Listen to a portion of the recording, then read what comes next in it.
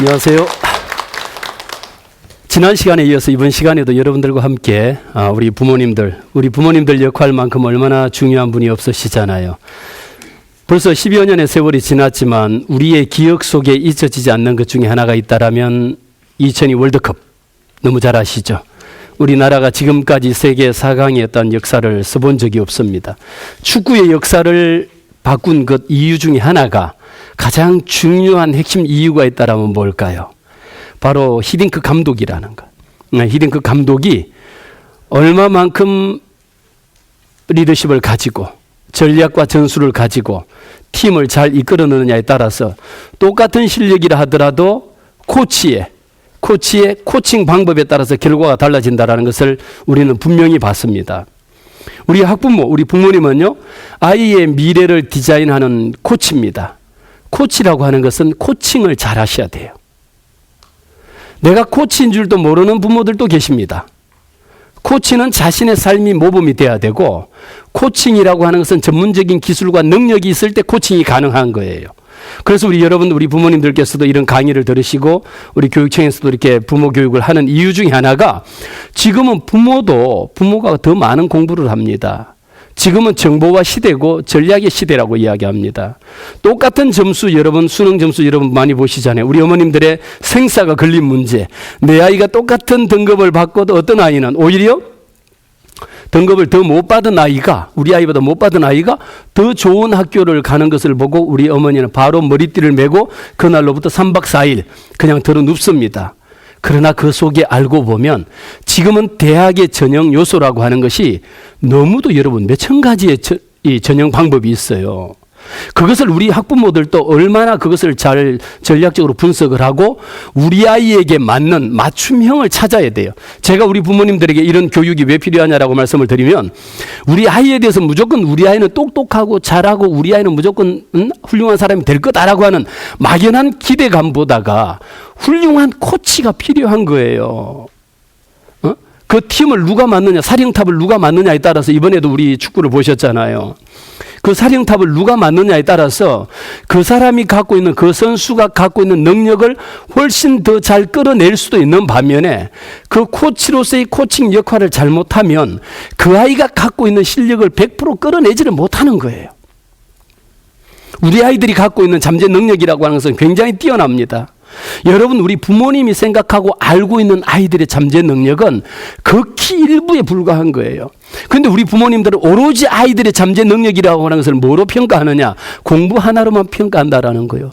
국영수로만 끝난다라는 거예요. 그거 못하면 어떤 잠재 능력도 없다라고 봅니다. 그런데 여러분, 국영수에 목숨 걸지 않으셔도 괜찮아요. 우리 아이들이 가지고 있는 잠재 능력은 우리 부모님들이 더 많이, 우리 아이는 꼭 국영수가 아니라도 다른 분야에 갖고 있는 어떤 잠재 능력이 있는가, 그 잠재 능력을 끌어올리려고 생각을 하면, 그것을 보려고 그 관점으로 아이를 보다 보면 그 속에 더 많은, 꼭 국영수가 아닌 그 이상의 것도 얼마든지 더 많이 뽑아볼 수가 있어요. 여러분의 자녀들이 갖고 있는 잠재 능력, 그리고 인간의 잠재 능력은 무궁무진한 거예요.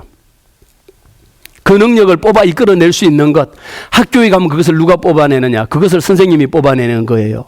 그래서 우리가 교권 중에 인정해야 될 부분은 우리 선생님들이 갖고 있는 전문성이라는 겁니다. 우리 교단에 있는 전문성, 우리 선생님들이 그 능력 하나만큼은 어떤 부모보다도 아이들을 봤을 때 우리 이 학생이 가지고 있는 능력, 저 학생이 가지고 있는 ABC가 갖고 있는 능력을 뽑아낼 수 있는 픽업 뽑아내는 것. 마치 우리가 이렇게 크리넥스 티슈가 있잖아요. 그 속에 하나하나를 뽑아 올리는 것, 뽑아내는 것. 선생님들이 전문성이 뛰어난 거예요. 이런 부분들도 우리 부모가 자녀들에게 가정에서 뽑아낼 수 있는 것이 있다라면, 우리 아이가 어떤 부분에 특기적성과 흥미가 있고 능력이 있는지, 여러분 특기적성하고 흥미, 능력은 다릅니다. 우리 아이가 갖고 있는 능력을 우리 부모가 볼 줄 알아야 돼. 그것을 보고 이 능력을 어떤 때 어디에다가 사용할 것이냐, 이것을 어디하고 매칭을 시키느냐에 따라 가지고 그 아이가 성공할 수 있는, 그 아이의 진로가 달라진다라는 거죠. 우리 지금 정부가 추진하고 있는 것도요, 창의인성 교육이 가장 대세인데, 우리 지금 대통령님께서도 말씀하신 내용 속에 보면 이런 부분이 있어요. 우리가 인성 교육이라고 하면은 땅의 토양하고 같아가지고 그 땅에 있는 토양에다가 씨가 좋아야 되는 것도 좋지만요, 토양이 좋아야 된다라는 거예요. 근본이 좋아야 된다라는 거예요. 기본이 좋아야 된다라는 거예요. 그래서 어린 시절의 경험이라든지 어릴 때 어떤 자기가 갖고 있는 잠재 능력을 어떻게 뽑아낼 것인지라든지 이런 부분은 바로 부모가 만들어줘야 되는 고유 영역 중에 하나입니다. 그런데 우리 많은 부모님들이 착각하고 계신 것이 가정에서 우리 아버지의 교육은 이미 빠지고 없어요. 아버지는 어떤 사람이에요? 돈 벌어오는 기계에 불과한 거예요. 실제 아이들에게 그림을 그리게 하면요, 우리 상담하는 선생님들이 보면 가장 난해한 것 중에 하나가 뭐냐면 가족화, 가족도를 그림을 그리면 이 속에 보면 분명하게 자기가 있고 엄마가 있고 동생이 있거나 그 중에 보면 한 사람이 빠지고 없어요. 누가 없느냐? 아버지가 없다라는 거예요. 그 그림을 본 후에 진짜 아버지가 안 계실까? 아니면 있는데 안 그렸을까? 이 아이 속에 아버지라고 하는 것은 어떤 존재인가라고 하는 것이 굉장히 애매합니다. 이것을 파악하기가 쉽지 않아요. 그렇다 해서 아버지가 아빠가 안 계시냐고 묻기에도 아이에게 또 다른 상처를 주는 것 같고, 나중에 알고 보면 신문의 어떤 부분에 보면, 이 그림의 어떤 부분에 보면 한쪽 구석에 신문을 들고 이거 신문 속에 가려져 있는 거, 머리만 요만큼 나와 있어요. 이게 아버지의 모습인 거예요. 가정에서부터 갖고 있는 아이들에 대한 가족 구성원 속에 가족 구성원이 갖고 있는 우리 가족 구성은 아버지, 엄마, 자기, 동생, 이모, 형제, 이런 부분들이 기본적으로 우리가 가족 구성을 그릴 수가 있어야 돼. 이 부분이 만들어지지 않고 어떤 아이는 가족 구성원 중에 보면 오로지 자기 하나밖에 없어요. 모든 다른 사람이 자기 눈에 들어오지 않는다라는 거예요. 이 아이 같은 경우에는 다른 사람을 생각하고 다른 사람을 배려해 줄 수 있는 마음이 생길 수가 없어요. 모든 것은 자기만 먹으면 되는 거예요. 우리 속담에 자기 배가 부르면 뭐 종이 배가 고픈 거 모른다라고, 자기 중심적인 생각으로만 쫙 만들어 두면 결코 만들어질 수가 없더라. 그래서 오늘 제가 여러분들에게, 우리 부모님들이 하셔야 될 것, 아이들에게 우리 아이들을 대기만성형이라고 여러분 보시면 됩니다. 당장 오늘 이게 아니라 하더라도. 근데 우리 부모님들은 오늘 당장 그 일을 안 하거나 오늘 당장 공부를 안 하거나 오늘 당장 100점을 못 맞으면 이거는 인간이 안 되는 줄 알아요. 인간이 아닌 것으로 생각합니다.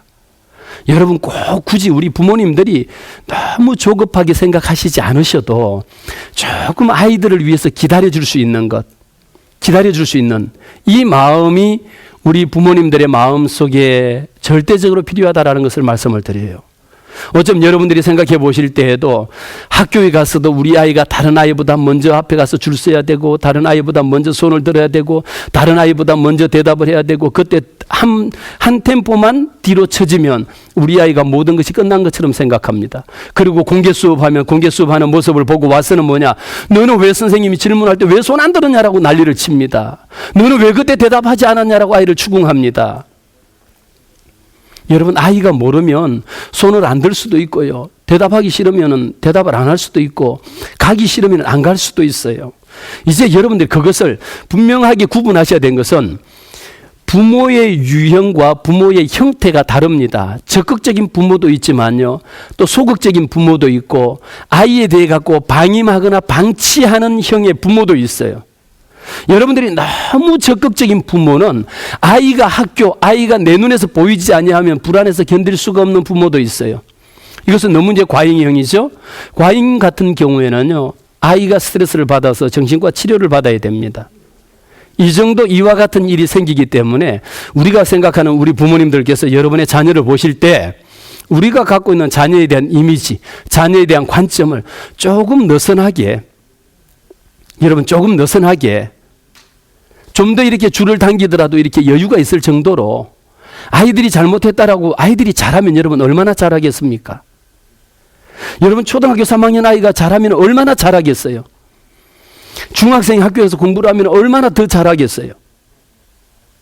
모든 것을 우리 부모들은 아이들에 대한 기대치가 너무 투마치, 너무 많다라는 거예요. 기대치가 너무 높다라는 거예요. 우리의 모든 아이들이 하나같이 천재라는 거예요. 내 자식은. 이와 같은 생각을 우리가 조금 내려놓는 것도 지금은 필요하다. 왜 그러냐? 지금 당장 어떤 일을 만들고 지금 당장 출세를 하고 지금 당장 내가 그 일을 꼭 하지 않으면 안 된다라고 하는 절대적인 원칙, 절대적인 데드라인이라고 하는 그 자체를 여러분이 너무 이렇게 지나치게 설정을 하지 말라라고 말씀을 드리고 싶어요. 특히 우리 어머님들 보면요, 몇 시까지 뭘 하지 않으면 안 된다라고 하는 것에 대해서 굉장한 강박관념을 갖고 있거든요. 그거 안 하면 그날 돌아가시는 줄 알아요. 아마 그날 돌아가시는 어머니도 있을 거예요. 네? 그 일이 여러분 우리 주변에 너무 많이 일어나고 있다라는 겁니다. 아이들이 때로는 일부 후퇴할 수도 있어요. 뒤로 물러설 수도 있습니다. 어떤 아이는 한 발 먼저 나갈 수도 있어요. 괜찮아요. 어떤 아이는 잘못 걸음해갖고 이렇게 좌로 왼쪽으로 이렇게 치우칠 수도 있어요. 어떤 아이는 반대로 오른쪽으로 일부 치우칠 수도 있습니다. 그런데 그것을 갖고 너는 왜 중심에 딱 서 있지 않느냐라고 이야기한다는 자체가 때로는 여러분 흔들릴 수 있는 거예요. 꽃이라고 하는 것은 바람에 흔들리는 만큼 꽃 향기가 날리는 거예요. 우리 아이들을 바라보는 관점 그 자체가 우리 부모님들은 아이를 오로지 내가 생각하는 틀 속에다 딱 가둬놓고 거기에서 꼼짝달싹을 하지 못하게 만드는 거예요. 그 상태, 그 속에서 무슨 창의력이 생기겠어요? 지금 우리 초등학교 다니는 부모님들요, 중학교 다니는 부모님들요, 고등학교 다니는 부모님들, 온통 관심의 대상은 뭐냐? 우리 아이에게 어떻게 창의력을 길러줄 것이냐? 왜? 이 정부가 추진하고 있는 인성 창의 교육의 핵심 아젠다인 만큼 우리 아이의 창의성을 길러주는 게 핵심이라고 말씀을 드렸잖아요. 근데 그걸 기르는 창의성 자체는 여러분 이렇게 통 속에 갇혀져 있는 가운데서 창의성이라는 게 만들어지지가 않아. 절대로 여러분 통 속에 갇혀있는 상황 속에서는 창의성이라는 게 길러지지가 않습니다. 벼룩이라고 하는 것도 여러분 실험을 통해서 보시다시피 이렇게 이만큼 뛸 수 있는 유리관 속에 넣어두면 벼룩이 뛸 때 나중에 이 유리관을 치워도 벼룩이 요만큼밖에 뛰질 않습니다. 이만큼의 높이에 만들어둔 벼룩은요 여기까지를 점핑을 합니다. 이만큼 해둔 데는 여기만큼 자기가 못 뛰는 줄 알아요. 오늘 제가 우리 부모님들에게 분명하게 말씀드리기를 여러분이 생각하고 있는 여러분의 관점은 창의성에 포커스가 맞춰져 있다. 그러나 안타깝게도 실제 우리가 생활 가운데서 아이들의 창의성을 길러주기 위해서 우리 부모님들이 얼마나 노력하시느냐라는 거예요. 그렇지 않다라는 거죠. 학교 교육이 창의성 교육이라고 하는 학교 교육의 목표가 있지만 아이들의 창의성 교육이 아니고 획일화된 교육을 다 똑같이 시키고 있다라는 거예요.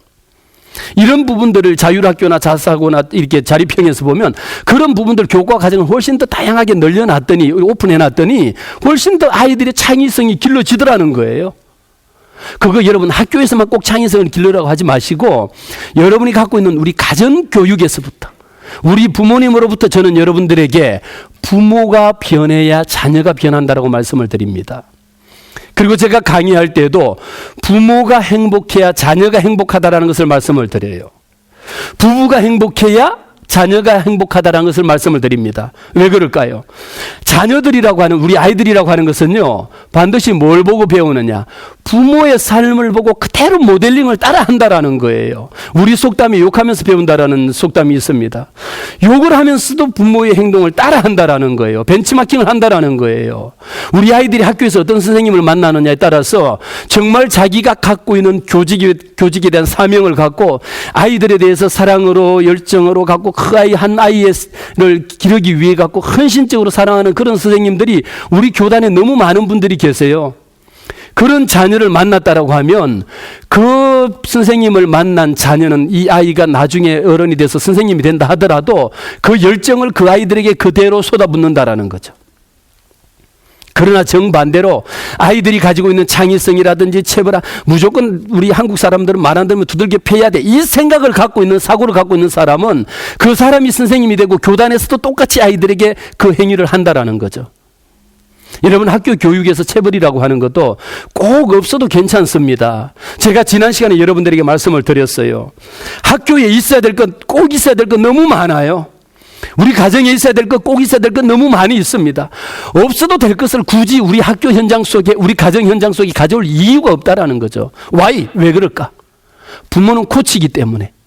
코치는요, 그냥 코칭하는 게 아니에요. 지금 우리 부모 교육이라고 하는 것은 전문성을 갖고 있어야 된다라는 거예요. 그냥 내가 아이를 낳았다 해서 그냥 내버려 두는 게 아니라는 거예요. 부모가 가지고 있는 것, 주인의식이라는 것, 도전정신, 장래성, 이건 누가 만들어주느냐? 부모가 코치를 해야 돼. 이 아이가, 내 아이가 앞으로 어떤 삶을 살아갈 것인지 누가 코치해야 된다고요? 부모. 내가 엄마로서, 아버지로서. 제가 앞에 말씀을 왜 아빠가 없다고 말씀을 드렸어요? 아버지가 가정교육에 반드시 개입이 되셔야 돼. 시소게임하고 똑같습니다. 여러분, 유치원 다닐 때는 엄마 교육이, 엄마의 아이들을 돌보고 양육하는 게 엄마의 역할이 이만큼 크면요, 점점 자라면 자랄수록 시소게임이 올라가지는 거예요. 그러다가 아버지의 역할이, 아이가 중학교 들어가 고등학교 가보세요. 여러분, 우리 어머니가 아이를 할 수가 없어요. 아버지의 그때부터 역할 체인지가 되는 겁니다.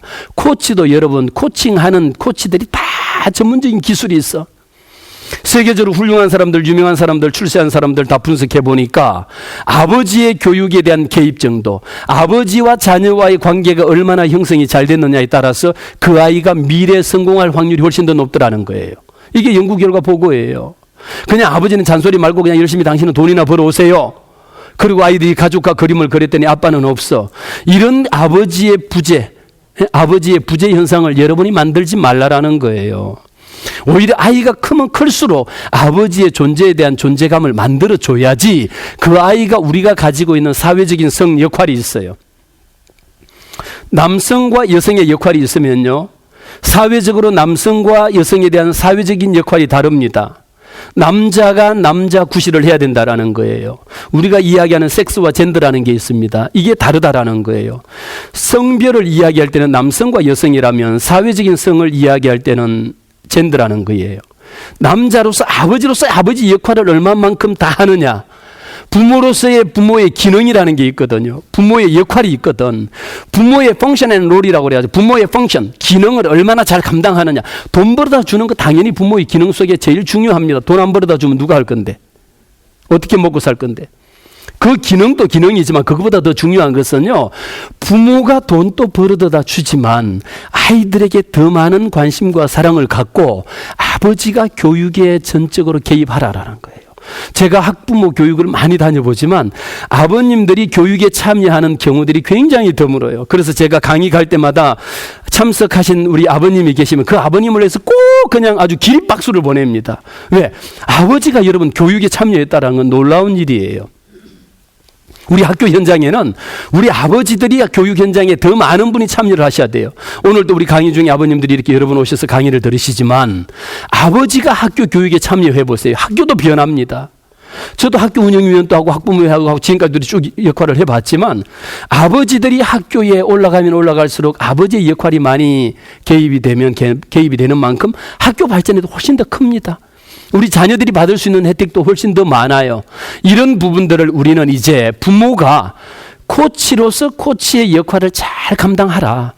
부모가 부모로서 코치의 역할을 잘 감당하는데 우리 한국에는 대표적으로 이런 부모의 유형이 있습니다. 부모의 유형 형태가 두 가지예요. 여러분들이 이미 잘 아시죠? 캥거루 부모라고 하는 것이 있고 또 한 가지는 어떻습니까? 헬리콥터형 부모라는 게 있어요. 캥거루는요, 태어나면서부터 자기 새끼를 주머니 속에다 집어넣으면 항시 어딜 가든지 이 주머니 속에 다시 새끼가 다시 들어옵니다. 실컷 나가서 뛰어놀다가 또 다시 캥거루가 새끼가 다시 집에 들어와요. 안타깝게도 우리 한국의 부모 구조가, 우리 한국의 자녀 양육 형태가 지금 또 캥거루족의 형태를 벗어나지 못하고 있다라는 거예요. 언제까지 여러분, 우리 부모님들이 여러분의 자녀를 자기 품 안에 끼고 살 겁니까? 자기 주도적인 학습이라는 것, 창의성이라는 것 어디에서 나와요? 캥거루를 갖고 여러분 캥거루족 부모가 돼가지고는 여러분의 자녀들을 창의성을 일깨울 수가 없어요. 저는 분명히 여러분에게 말씀드리지만 내 아이를 내 품속에 넣어놓고 내가 이렇게 갖고 하나부터 열까지 모든 것을 내가 통제하고 있는 한 이 아이는 창의성을 말살하는 부모의 유형에 속하지 아이의 창의성을 길러주는 부모의 유형에는 속하지 않는다라는 거예요. 자기 주도적인 자기 자율성이 어디에서 만들어질까요? 만들어질 수가 없어요. 또 한 유형이 있습니다. 어떤 유형이 있을까요? 헬리콥터형이라고 이야기합니다.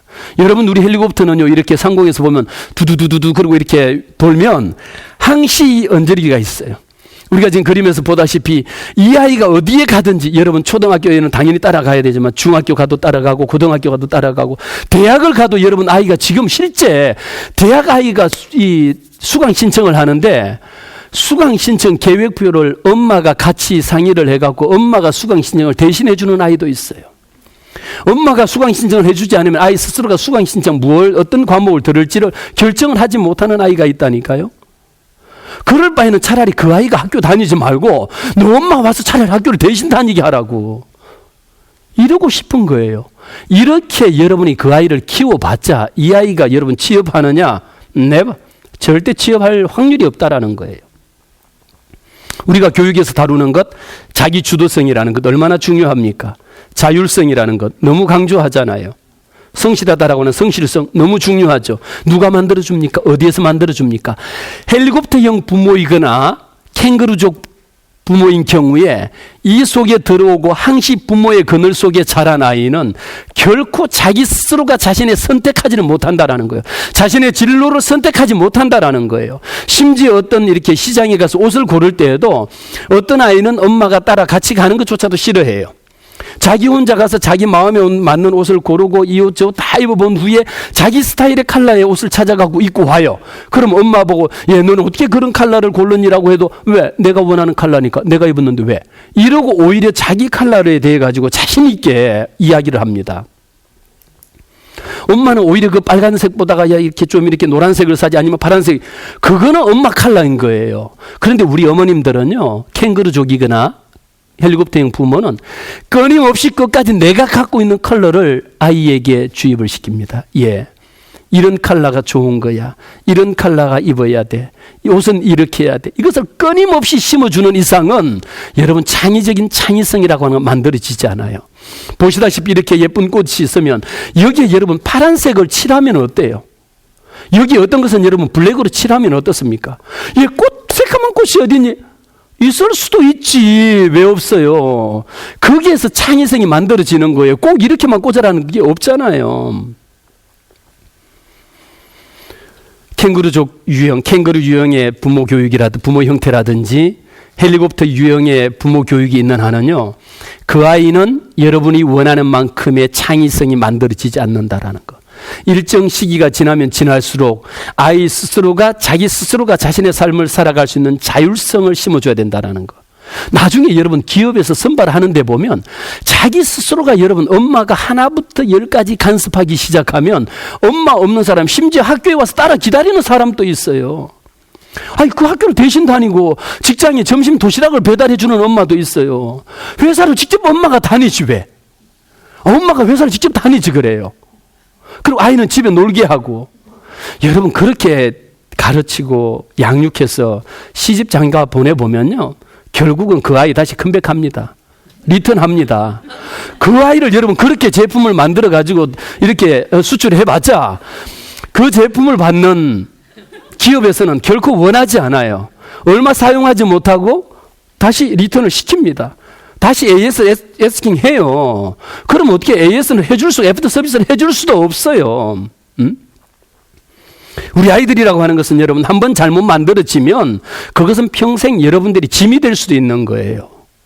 부동산하고도 똑같은 거예요. 하나 잘못되면 애물단지가 되는 거하고 마찬가지로 우리 부모가 자녀에게 전문가로서의 코치가 필요하더라.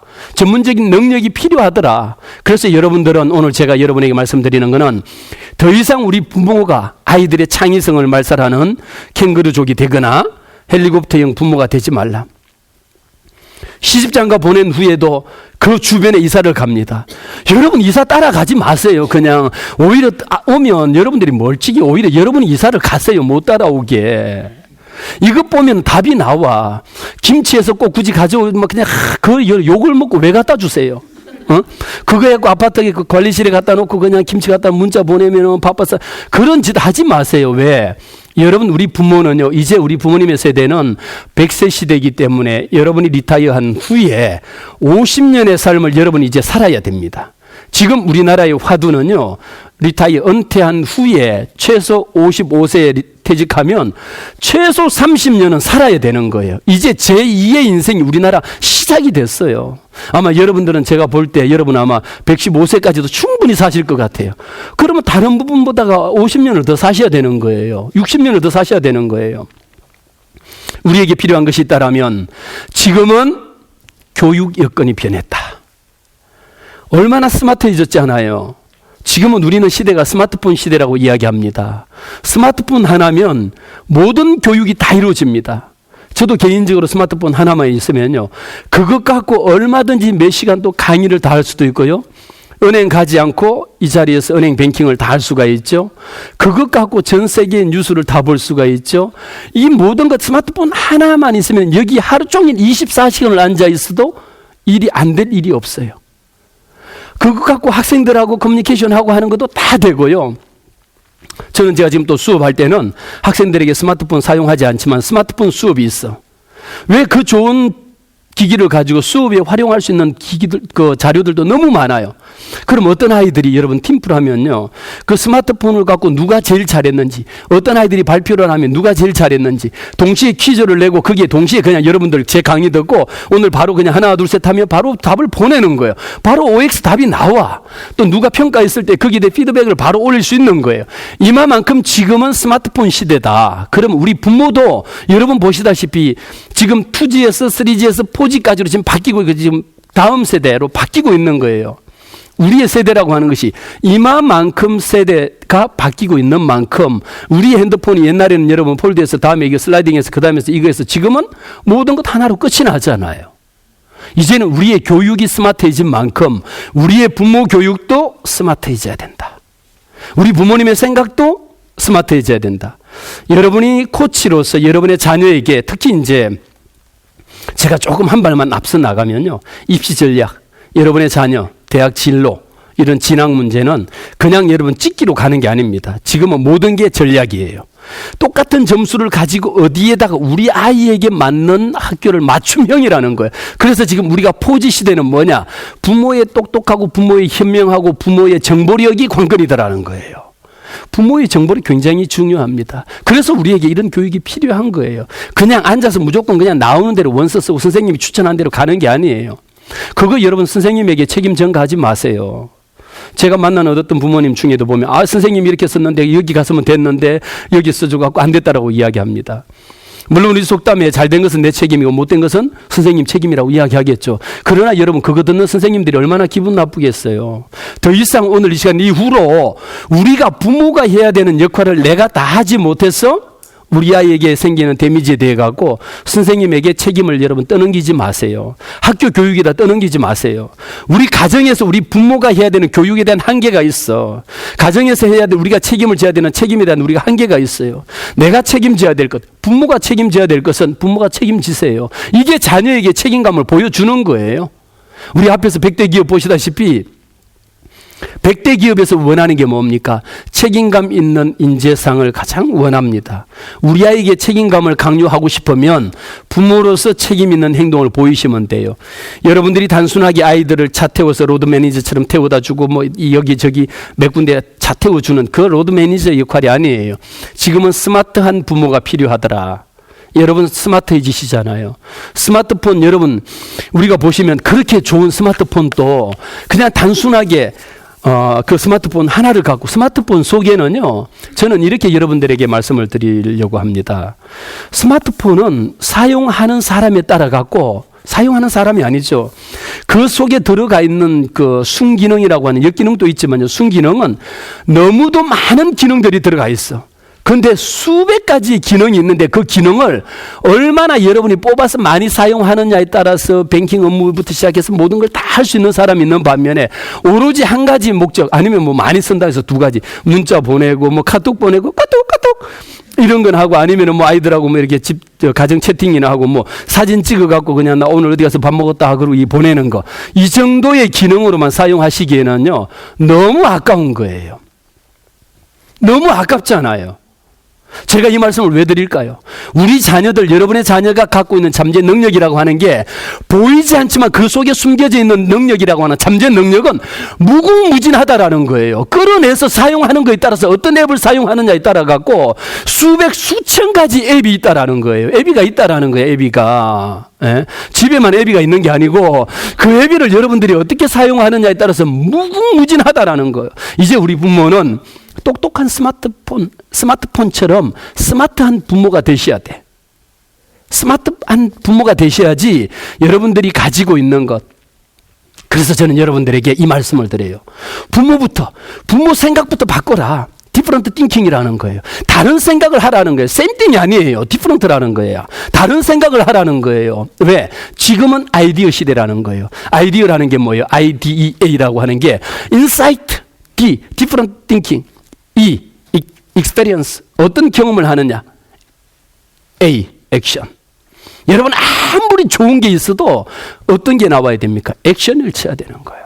여러분 우리가 컴퓨터에다가 모니터에다가 한 시간 내내 글을 쳐놓고도 마지막에 엔터키를 딱 쳐야지 그 다음에 파일이 전송이 되는 거예요. 엔터키를 치지 않으면 전송이 되지 않아요. 메일을 열심히 써놓고 보내기를 누르지 않으면 가지 않습니다. 아무리 좋은 계획과 코치로서의 전략을 세웠다 할지라도 그 전략을 가지고 여러분이 실제 액션, 실행으로 옮길 수 있는 것, 어떤 것을, 익스페리언스. 우리 부모들은 다양하게 너무도 많은 경험을 하고 있었거든요. 여러분 유대인의 자녀 교육법을 너무도 우리는 아주 그냥 흠모하다시피 너무도 그냥 좋아합니다. 그 중에 하나, 여러분 우리가 유대인의 교육을 너무 쉽게 생각하는 그 중에 하나가 있으면요, 유대인의 교육은요 부모의 잔소리를 결코 잔소리로 생각하지 않아요. 부모만큼 자녀에 줄 수 있는 진실된 어니스트한 사랑과 부모만큼 자기가 성공했거나 실패했거나 하지 못했거나 하고 싶었던 것에 대해 갖고 진실된 마음을 가지고 그 익스페리언스, 경험한 것을 자녀에게 사랑으로 줄 수 있고 그것을 설명해 줄 수 있는 사람이 없다라는 거예요. 그래서 여러분 유대인의 교육법이, 그 유대인들이 미국 경제의 절반 이상을 좌지우지하잖아요. 그 사람들이 여러분 머리가 좋아서 여러분 그럴까요? 여러분 생각 다시 하셔야 돼. 아이디어 중에 우리나라 한국 사람은 여러분 머리가 나빠서 유대인처럼 세계 경제를 좌지우지 못할까요? 유대인들이 머리가 세계적으로 가장 뛰어난 민족 같죠? 여러분 그렇지 않아요. IQ로 치면 우리나라가 몇인지 아세요? 우리나라가 2위입니다. 세계에서 IQ 머리 좋기로는 우리 민족이 IQ 좋기로는 세계 랭킹 넘버 2예요. 그런데 유대인들은 IQ가 몇인지 아세요? 26입니다. 어떻게 해서? 거기 하나 교육법이 있다라면 여러분 무조건 고기 잡는 법을 가르쳐주라, 이게 아니에요. 부모가 가지고 있는 익스페리언스, 자기가 살아오면서 갖고 있는 경험을 자녀를 위해서 쏟아부을 수 있는 이것보다 어니스트하고 정직된 사람이 없다라는 거예요. 그 삶을 어릴 때부터 자녀들에게 고스란히 심어주는 거예요.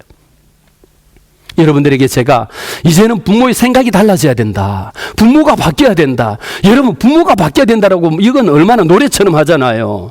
그러나 바뀌지 않는 것이 신기하게도 여러분이 자녀들에게 공부해라 소리를 그렇게 유치원 다닐 때부터 공부해라고 하지만 신기하게도 공부하지 않잖아요. 우리 부모에게 모든 여러분이 부모교육 전문가세요. 저보다 여러분이 부모교육 전문가입니다. 교육이라고 하는 교육은 우리나라 학부모만큼 교육을 많이 듣는 사람이 없어요.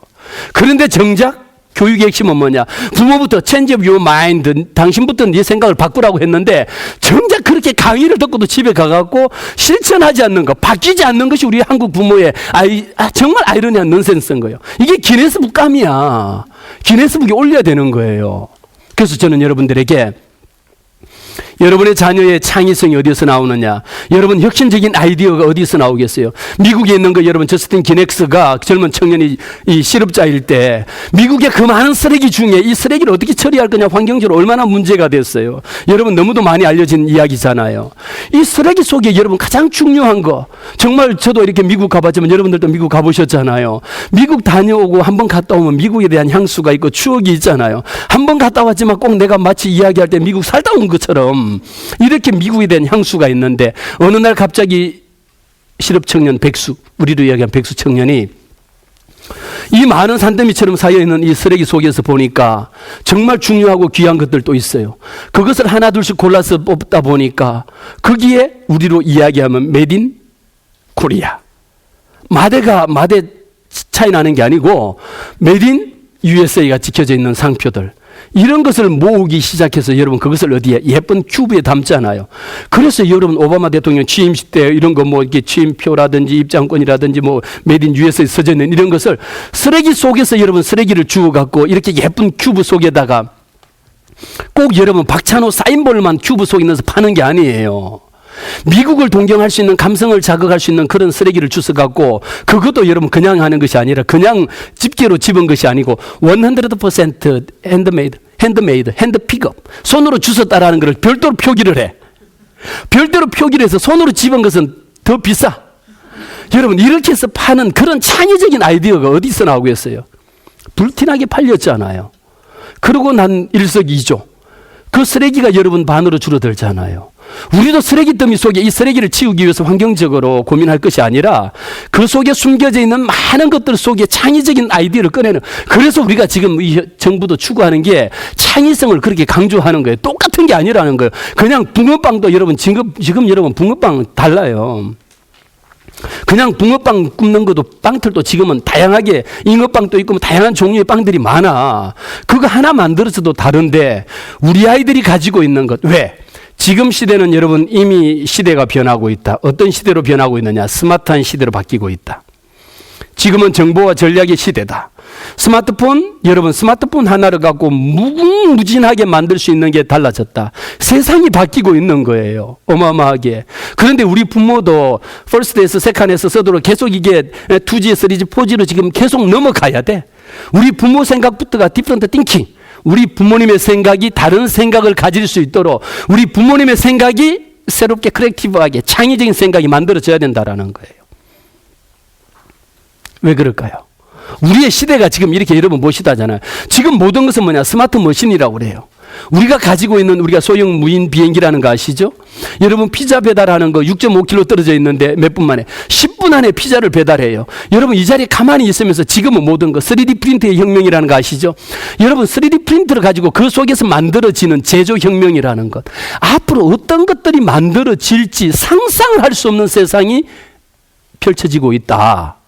이 속에 우리 부모님들부터도 제가 분명하게 말씀드리잖아요. Change of your mind. 우리 부모님의 생각부터 바꾸라는 거예요. 내 생각부터 바꾸라는 거예요. 우리 아이를 바라보는 관점을 바꾸라는 거예요. 우리 아이 여러분 국영수에만 목매지 마시라는 거예요. 국영수만 학교에서 있는 게 아니에요. 예체능 다른 과목도 많아. 예? 아니 그럼 선생님 국영수 안 하고 그다음에 대학을 어떻게 갑니까? 지금 국영수만 아니라 하더라도 여러분 대학 갈 수 있는 전형 방법들도 많고 그 아이가 갖고 있는 충분한 캐릭터를 살리라는 거예요. 우리 아이가 갖고 있는 특성을 누가 뽑아내느냐? 우리 부모님들이 가장 잘 알기 때문에 저는 우리 부모님 부모 교육하면요 제일 강조를 합니다. 왜? 부모가 코치로서의 역할, 부모가 매니저로서의 어떤 매니지먼트를 잘 해주느냐에 따라서 아이의 삶이 달라지는 모습을 저는 참 많이 봤습니다. 그 중심에 부모라는 거예요. 개천에서 용나는 시대는 끝났다라고 이야기합니다. 이미 전부 다 공사를 다 해버렸기 때문에 개천에서 용이 날 수가 없어. 여러분 이제 그렇지만 우리 부모가 정말 훌륭한, 이제 부모는요 여러분들이 보세요. 학교의 선생님 못지않게 우리 부모님들이 가지고 있는 지식이나 정보나 이 모든 것들도 엑셀런트합니다. 똑똑합니다. 굉장히 스마트합니다. 이제 여러분들이 학교 교육에도 너무도 많은 분들이 실제 참여하고 계시잖아요. 스마트 시대, 이 스마트한 시대를 사는 것만큼 우리 부모님들의 생각, 우리 부모님들이 갖고 계신 사고 방식도 스마트해져야 된다. 왜? 3D 프린팅의 혁명이라고 하는 것을 여러분이 봐보세요. 제조하는 혁명, 그리고 여러분 우리가 소인 무인코프트를 통해 가지고 이제 여러분 이 자리에 앉아서 서시를 시켜서 일본에서 서시를 시켜서 배달해서 먹을 수 있는 이 시대가 온 거예요. 피자를 앉아갖고 10분 만에 지금 도미코프트를 통해 갖고 배달해서 먹는 시대가 온 거예요. 앞으로 모든 게 어떤 정도로 우리가 생각하는 상상 이상의 세계가 열릴지 몰라요. 그 중심에 누가 있습니까? 여러분의 자녀가 그 중심에 있다라는 거예요. 여러분의 자녀가 그 중심의 주인공이 돼야 된다라는 거예요. 우리 부모가 아이들을 디자인하기 위해 갖고 여러분하고 여러분의 자녀와의 관계를 한번 설정해 보세요. 우리 부모님들이 여러분의 자녀들하고 생각해 봤을 때에 우리 아이가 갖고 있는 잠재 능력, 제가 말씀드린 것처럼 스마트폰 속에 여러분 그냥 단순하게 한 가지 전화 받는 거, 문자 보내는 거, 카톡 가는 거, 그냥 사진 찍는 거, 그냥 이메일 정도 보내는 역할만, 그거 정도만 생각하고 이 비싼 스마트폰을 쓴다라면 굳이 그거 사용하지 않으셔도 괜찮아요. 요즘 여러분 알뜰폰이라는 거 나오잖아요. 그 아주 저렴한 알뜰폰 속에도 그 모든 기능 다 들어가 있어요. 그렇게 지금 이렇게 좋은 무궁무진한 스마트한 기기를 갖고 있으면 그 속에 뽑아낼 수 있는 앱이들이 얼마나 많아. 그 많은 앱이들을 여러분이 인바이트하면 돼. 초청하면 돼. 불러드리면 돼요. 그것 갖고 길찾기에서부터 시작해서 너무 많은 것을 너무 다양하게 활용할 수가 있더라. 우리 아이의 잠재 능력이 이것과 똑같더라. 당장 여러분이 전화 받는 하나 그 기능만 있는 줄 아시죠? 그 속에 숨겨져 있는 잠재되어져 있는 능력이 너무 많아. 거기에 여러분 이제는 여러분의 자녀는 부모의 거울이다라는 이야기를 수십 년 동안 우리가 무슨 클래식 듣다시피 이야기합니다. 이제는 여러분 부모의 거울도 바뀌어야 돼요. 우리가 보는 거울이라고 하는 것도 다릅니다. 여러분이 갖고 있는 기본적인 컨셉, 여러분의 마인드가 바뀌어야 돼. 어떻게 바뀔 것이냐? 여러분이 갖고 있는 인식의 틀을 깨라는 거예요. 여러분이 갖고 있는, 내가 지금까지 갖고 있는, 우리가 퍼킨슨 미국에 있는 교수가 사람들이 생각하고 인식하고 있는 모든 정보는 뭐냐? 인식의 패턴을 갖고 있어. 우리가 갖고 있는, 여러분 쓰실 때에도 스마트폰 이렇게 비밀번호라든지 이렇게 패턴이 있잖아요. 패턴을 보면 여러분들이 보통 쓰는 패턴이 있어. 여러분 자녀들에게 스마트폰 주면요, 애들이 몇 번 하지 않으면은 비밀번호 다 풀어요. 우리가 인식하고 있는 패턴이라고 하는 게 너무 고정적인 거라는 거예요. 그런데 우리 아이들이 갖고 있는 패턴 한번 봐보세요. 내가 생각해도 내가 해놓고도 따라할 수 없을 만큼 이렇게 갖고 핸드폰을 여는 거예요. 우리 아이들은 패턴이 이렇게 다양한데 비해 갖고 다른 사람 이야기할 거 없습니다만 저도 패턴이, 저 비밀번호가 이래요. 이겁니다. 저 역시 패턴이 이런 단순한 패턴을 갖고 있는데 이 패턴이 아이들의 패턴을 쫓아가지 못하고 있는 거예요. 그래서 여러분, 오늘 우리가 갖고 있는 것, 지금까지 날개 없는 선풍기, 날개 없는 선풍기에서 바람 나오는 거 여러분 아시죠? 우리가 갖고 있는 것, 화장실에 가면 핸드드라이 있잖아요. 꼭 바람이 나오는 게 여러분 날개가 있어서 이 날개가 여기저기 다 돌아가야 바람이 나온다라고 생각하지 않는 거예요. 그런데 지금 여러분 휴게소에 가면 날개 없는데 바람이 이렇게 우리가 손 핸드드라이 보면 바람이 나오잖아요. 선풍기 만들 수 있잖아요. 얼마든지 만들 수가 있어. 어떻게? 두 번째 우리가 생각해 볼 수 있는 거예요. 편견을 깨라는 거예요. Yes, no? 알았어? 몰랐어? 우리 부모님들이 제일 많이 사용하는 게 알았어, 몰랐어. 할 거야, 안 할 거야? 갈 거야, 안 갈 거야? 오로지 이분법적인 거, yes, no 외에는 애들이 말을 못해, 요즘 아이들은. 왜 말을 못하느냐? 묻는 것이 할래, 안 할래? 갈래, 안 갈래? 먹을 거야, 안 먹을 거야? 할 거야, 안 할 거야? 이거 외에는 여기에는 다른 말이 필요 없어요. 그냥 예, 아니면 아니요, yes, no 이것만 하면 되는 거예요. 그런데 우리 부모님들의 생각이, 우리가 갖고 있는 거를 어떤 방법으로 하는 것이 좋겠니? 어떻게 하면 더 좋겠니? 그럼 그거 말고 다른 방법 있으면 이야기해봐. 지금 너 생각은 어떠니? 이런 형태의 자녀들과의 대화법이 우리가 많이 강조합니다. 그럼 너는 어떻게 하고 싶어? 어떻게 했으면 좋겠어?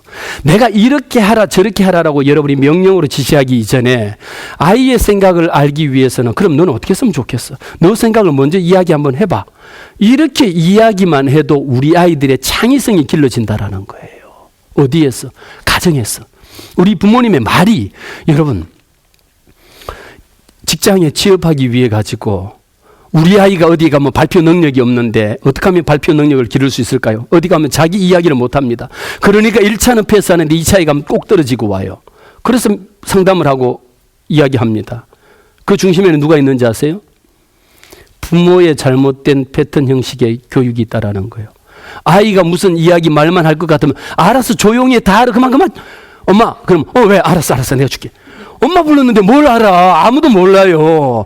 엄마 있잖아요. 그게 뭐 이야기했는데도 우리 엄마들의 생각은 1절만 듣고 끝이에요. 2점 후렴까지 듣는 부모들이 많지 않아.